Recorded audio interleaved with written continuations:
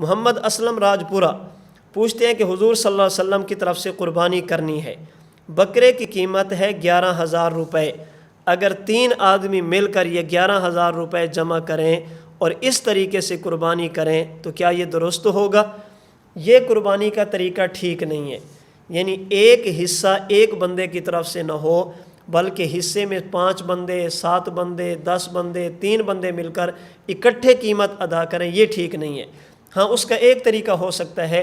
جو 3 بندے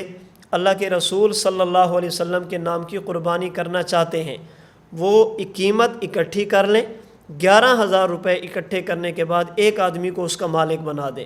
ایک آدمی کو ہدیہ کر دیں، اور وہ پھر اس قیمت کو بطور حصے کے شامل کر لے، اس کا بکرا خرید کر ذبح کر لے، یہ ٹھیک ہے۔ الگ الگ ٹھیک نہیں ہے۔ ہاں، قیمت کو اکٹھا کرنے کے بعد ایک آدمی کو مالک بنا دیا جائے، پھر اس کے بعد قربانی کر لی جائے تو انشاءاللہ ثواب سب کو مل جائے گا۔